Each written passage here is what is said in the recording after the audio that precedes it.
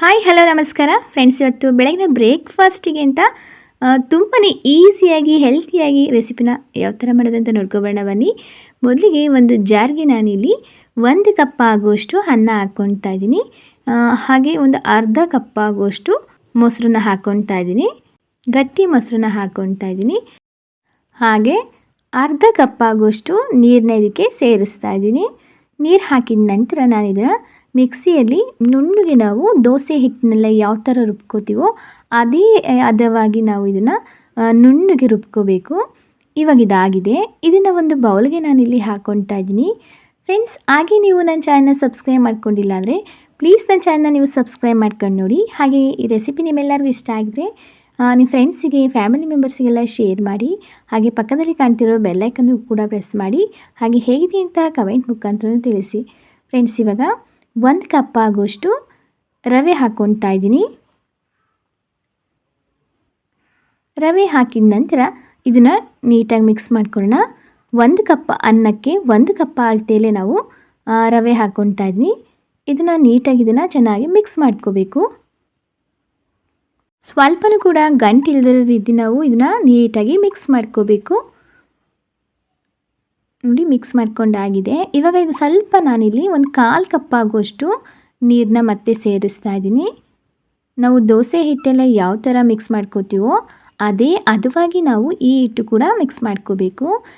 ತೀರ ತೆಳುಗೂ ಇರಬಾರ್ದು, ತೀರ ಗಟ್ಟಿಗೂ ಇರಬಾರ್ದು. ನೋಡಿ, ಈ ರೀತಿ ಇರಬೇಕು. ಫ್ರೆಂಡ್ಸ್, ತುಂಬಾ ರುಚಿಯಾಗಿರುತ್ತೆ. ಬೆಳಗಿನ ಬ್ರೇಕ್ಫಾಸ್ಟಿಗಂತೂ ಕ್ವಿಕ್ ಅಂತ ಆಗಿಬಿಡುತ್ತೆ. ರಾತ್ರಿ ಇರೋಕ್ಕಂಥ ಅನ್ನನ ಉಪಯೋಗಿಸ್ಕೊಂಡು ನಾವು ಬೇಗನೆ ಕ್ವಿಕ್ ಅಂತ ರೆಸಿಪಿನ ಮಾಡ್ಕೋಬೋದು. ತುಂಬಾ ಟೇಸ್ಟಿಯಾಗಿರುತ್ತೆ. ನೋಡಿ ಫ್ರೆಂಡ್ಸ್, ಇವಾಗ ಆಗಿದೆ. ಇಷ್ಟು ಹದವಾಗಿದ್ದರೆ ಸಾಕು. ಇದಕ್ಕೆ ಒಂದು ಪ್ಲೇಟ್ನ ಮುಚ್ಚಿಬಿಟ್ಟು ಒಂದು 15 ನಿಮಿಷಗಳ ಕಾಲ ನಾವು ಇದನ್ನು ನೆನೆಸಬೇಕು. ಫ್ರೆಂಡ್ಸ್, ಇವಾಗ ಒಂದು 15 ನಿಮಿಷ ಆದಮೇಲೆ ನೋಡಿ, ಹಿಟ್ಟು ಚೆನ್ನಾಗಿ ನೆಂದಿರುತ್ತೆ. ಆ ರವೆ ಎಲ್ಲ ಚೆನ್ನಾಗಿ ಸಾಫ್ಟಾಗಿರುತ್ತೆ. ಇವಾಗ ನಾನಿಲ್ಲಿ ಒಂದು ಈರುಳ್ಳಿನ ಸಣ್ಣದಾಗಿ ಕಟ್ ಮಾಡ್ಕೊಂಡು ಹಾಕ್ಕೊಂಡಿದ್ದೀನಿ. ಒಂದು ಅರ್ಧ ಈರುಳ್ಳಿ ಹಾಕ್ಕೊಂಡಿದ್ದೀನಿ. ಹಾಗೆ ಒಂದು ಅರ್ಧ ಟೊಮೊಟೊ ಹಣ್ಣನ್ನು ಕೂಡ ಸಣ್ಣದಾಗಿ ಕಟ್ ಮಾಡ್ಕೊಂಡು ಹಾಕ್ಕೊಂಡಿದ್ದೀನಿ. ಖಾರಕ್ಕೆ ನಾನಿಲ್ಲಿ ಒಂದು 2 ಹಸಿಮೆಣ್ಸಿಕಾಯಿನ ಸಣ್ಣದಾಗಿ ಕಟ್ ಮಾಡ್ಕೊಂಡು ಹಾಕ್ಕೊಂಡಿದ್ದೀನಿ.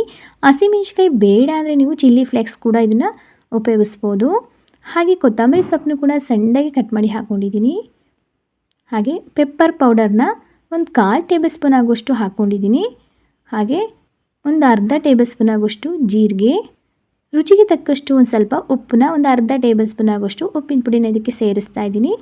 ಹಾಗೆ ಒಂದು ಚಿಟಿಕೆ ಆಗುವಷ್ಟು ಸೋಡಾನ ಹಾಕ್ಕೊಳ್ತಾ ಇದ್ದೀನಿ. ಸೋಡಾ ಬೇಡ ಅನ್ನೋರು ನೀವು ಸ್ಕಿಪ್ ಮಾಡ್ಬೋದು. ಇವಾಗ ಇದನ್ನೆಲ್ಲ ನೀಟಾಗಿ ಮಿಕ್ಸ್ ಮಾಡ್ಕೊಳ್ಳೋಣ.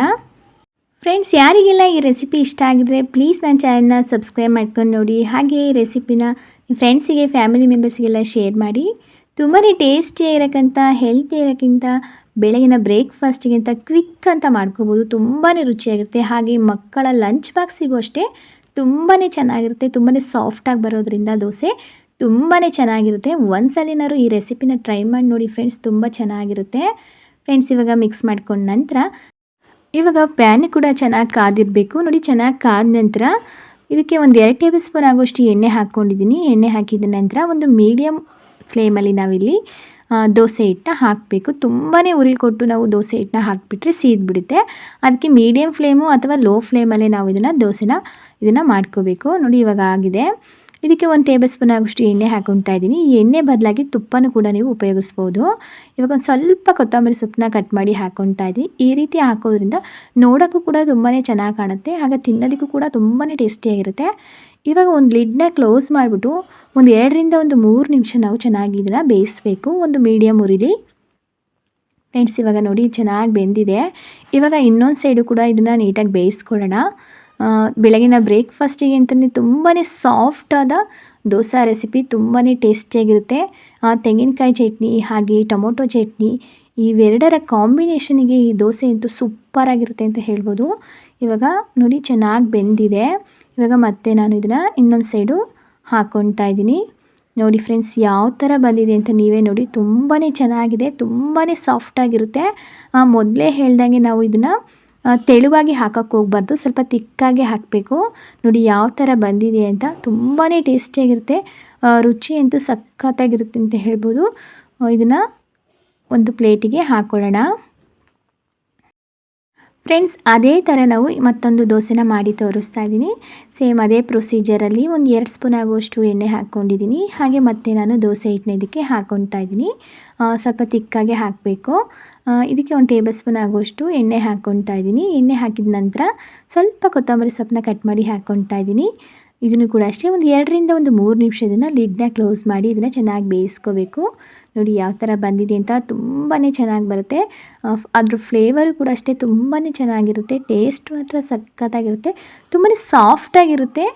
ಬೆಣ್ಣೆ ಥರ ಸಾಫ್ಟ್ನೆಸ್ ಆಗಿ ದೋಸೆ ಬರುತ್ತೆ. ತುಂಬಾ ಚೆನ್ನಾಗಿರುತ್ತೆ. ನೋಡಿ ಇವಾಗ ಆಗಿದೆ, 2 ಸೈಡು ಚೆನ್ನಾಗಿ ಬೆಂದಿದೆ. ಇವಾಗ ಒಂದು ಪ್ಲೇಟಿಗೆ ಹಾಕ್ಕೊಂಡಿದ್ದೀನಿ. ನೋಡಿ ಫ್ರೆಂಡ್ಸ್ ಯಾವ ಥರ ಬಂದಿದೆ ಅಂತ. ತುಂಬಾ ಸಾಫ್ಟಾದ ದೋಸೆ ರೆಸಿಪಿ ತುಂಬಾ ಚೆನ್ನಾಗಿರುತ್ತೆ. ತುಂಬಾ ಸಾಫ್ಟಾಗಿರುತ್ತೆ. ನೋಡ್ತಿದ್ರಲ್ಲ ಯಾವ ಥರ ಇದೆ ಅಂತ ಫ್ರೆಂಡ್ಸ್. ತುಂಬ ಟೇಸ್ಟಿಯಾಗಿರುತ್ತೆ.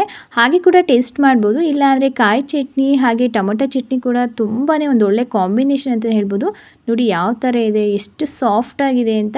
ಈ ರೆಸಿಪಿ ನಿಮ್ಮೆಲ್ಲರಿಗೂ ಇಷ್ಟ ಆಗಿದೆ ಅನ್ಕೋತೀನಿ ಫ್ರೆಂಡ್ಸ್. ಇಷ್ಟ ಆಗಿದ್ರೆ ಪ್ಲೀಸ್ ನನ್ನ ಚಾನಲ್ನ ನೀವು ಸಬ್ಸ್ಕ್ರೈಬ್ ಮಾಡ್ಕೊಂಡಿಲ್ಲ ಅಂದರೆ ಪ್ಲೀಸ್ ನನ್ನ ಚಾನಲ್ನ ಸಬ್ಸ್ಕ್ರೈಬ್ ಮಾಡ್ಕೊಂಡು ನೋಡಿ. ಬೆಳಗಿನ ಬ್ರೇಕ್ಫಾಸ್ಟಿಗೆ ಅಂತೂ ಕ್ವಿಕ್ ಅಂತ ಮಾಡ್ಕೋಬೋದು. ತುಂಬಾ ಟೇಸ್ಟಿಯಾದ ರಾತ್ರಿ ಉಳಿದಿರೋಕ್ಕಂಥ ಅನ್ನದಲ್ಲಿ ಹಾಗೆ 1 ಕಪ್ ರವೆಯಲ್ಲಿ ತುಂಬಾ ಕ್ವಿಕ್ ಅಂತ ಈ ರೆಸಿಪಿನ ಮಾಡ್ಬೋದು. ತುಂಬ ಟೇಸ್ಟಿಯಾಗಿರುತ್ತೆ ಫ್ರೆಂಡ್ಸ್. ಈ ರೆಸಿಪಿ ಇಷ್ಟ ಆದರೆ ಪ್ಲೀಸ್ ನನ್ನ ಚಾನಲ್ ಸಬ್ಸ್ಕ್ರೈಬ್ ಮಾಡ್ಕೊಳ್ಳಿ. ಹಾಗೆ ಲೈಕ್ ಮಾಡಿ, ಶೇರ್ ಮಾಡಿ, ಹೇಗಿದೆ ಅಂತ ಕಮೆಂಟ್ ಮಾಡಿ.